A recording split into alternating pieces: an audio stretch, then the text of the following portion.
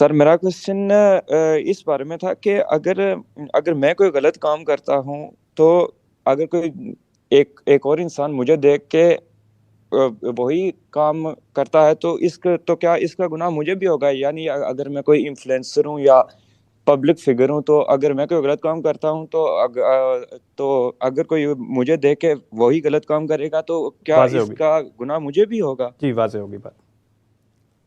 جو لوگ رہنمائی کے منصب پر فائز ہوتے ہیں، علماء ہوں، دانشور ہوں، سیاسی رہنما ہوں، ان کو اپنے اخلاق کردار کو بہت پاکیزہ رکھنا چاہیے. لوگ ان کو دیکھتے ہیں، ان سے دین سیکھتے ہیں، اخلاق سیکھتے ہیں.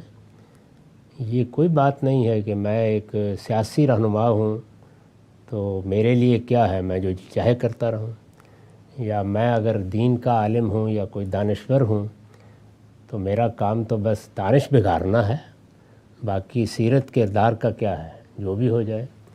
ہمارے دین میں اس کی کوئی گنجائش نہیں ہے. یہاں ایمان اور عمل، علم اور عمل، یہ بالکل ساتھ ساتھ ہے. اس میں کسی کے لیے کوئی رعایت نہیں ہے.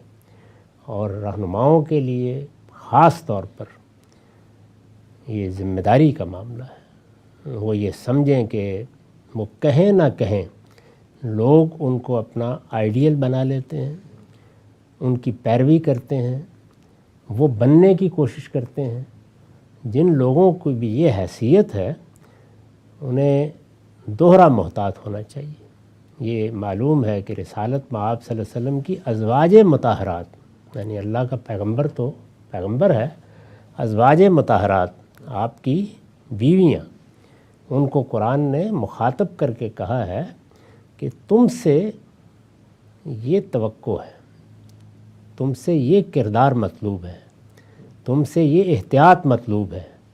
اگر تم اتنی بھاری ذمہ داری نہیں اٹھا سکتی ہو تو آؤ پیغمبر سے علیحدگی کر لو.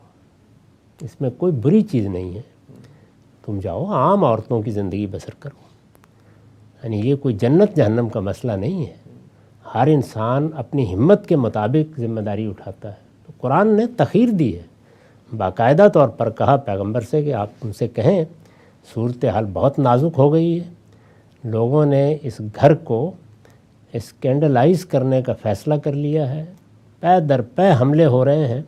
اس میں سیرت کردار احتیاط کے لحاظ سے بڑی غیر معمولی احتیاط کی ضرورت ہے. تو یہ اگر اس کی ہمت نہیں رکھتی تو ان کو خوشی کے ساتھ الگ کر دیا جائے اور بعد میں دیکھیں گے کیا ہوتا ہے.